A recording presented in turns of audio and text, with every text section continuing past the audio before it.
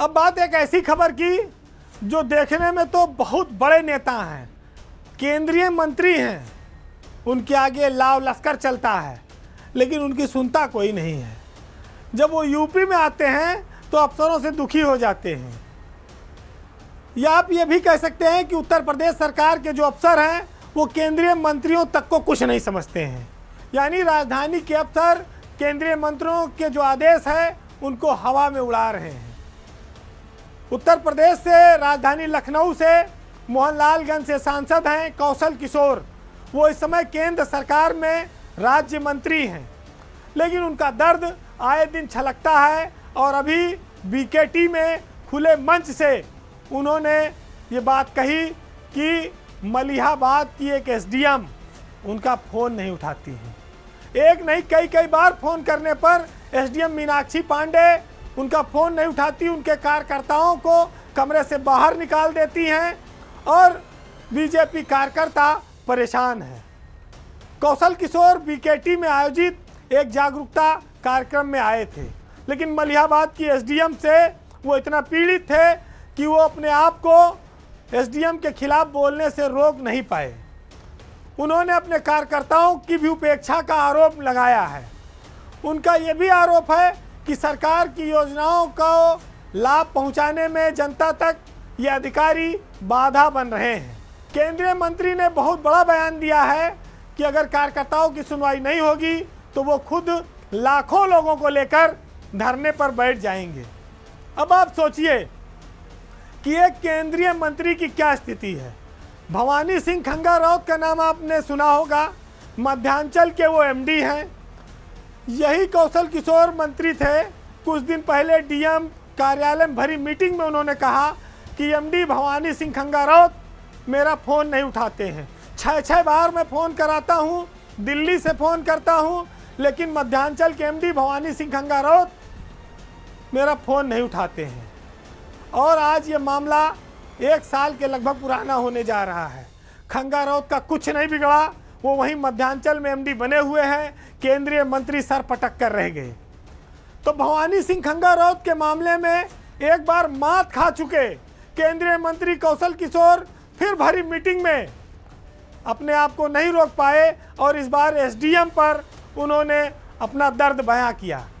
मंत्री के इस बयान से हंगामा मच गया है, मीडिया में इसको लेकर काफ़ी चर्चा हो रही है, लेकिन अफसर का कुछ बिगड़ेगा इसकी संभावना बहुत कम है। जब भवानी सिंह खंगाराउत का कुछ नहीं बिगड़ा, वो आज तक अपने पद पर कायम है, तो एसडीएम का तो और मुश्किल है बिगड़ पाना। लखनऊ का जो जिला प्रशासन है वो केंद्रीय मंत्री को बहुत हल्के में ले रहा है। आप दूसरे रूप में इसे कह सकते हैं कि ब्यूरोक्रेसी की जो मनमानी है, निरंकुशता है, उसमें केंद्रीय मंत्री भी उनकी नज़र में कुछ नहीं रखते हैं। ऐसा क्यों है? क्योंकि अफसरों की पकड़ ऊपर तक मजबूत होती है और इसी वजह से वो मिनिस्टरों को नज़रअंदाज कर देते हैं।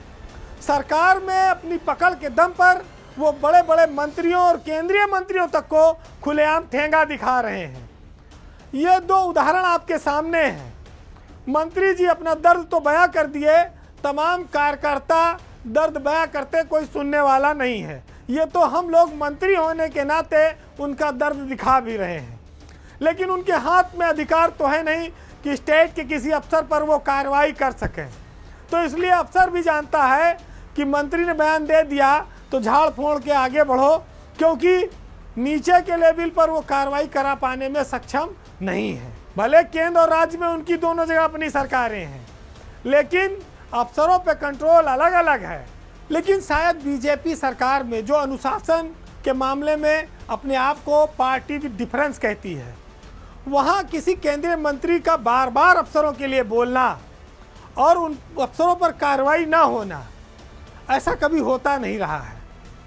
ये पार्टी विद डिफरेंस के नारे को भी झुठला रहा है और ये बताता है कि मंत्रियों के आरोपों पर सरकार अफसरों को हटाती नहीं बल्कि और ताकत दे देती है, और उस ताकत के दम पर फिर वो और अंगद के पैर की तरह जम के काम करते हैं। तो खंगाराउत ने ये कारनामा करके दिखाया है। अन्यथा कोई और सरकार होती तो मध्यांचल के एमडी कब तक हट गए होते, लेकिन उनको पिछले 2-3 साल से आशीर्वाद प्राप्त है और वो केंद्रीय मंत्रियों तक को ठेंगा दिखाकर बैठे हुए हैं कुर्सी पर। अब उनकी इसी लाइन की नकल करते हुए एक और एसडीएम अफसर भी आ गई हैं, जिन पर देखना होगा कि इस बार शायद केंद्रीय मंत्री ने जो आंदोलन की चेतावनी दी है शायद उसी पर सरकार गंभीर हो, लखनऊ का प्रशासन गंभीर हो, कोई अफसर इसकी सुधि ले और इन पर कुछ कार्रवाई करे। बहरहाल पावर सेंटर में आज इतना ही।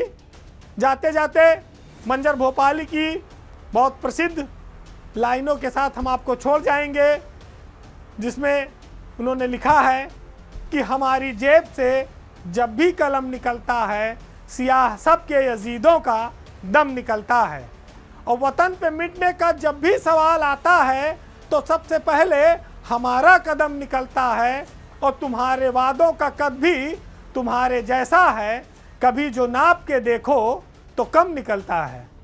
नमस्कार।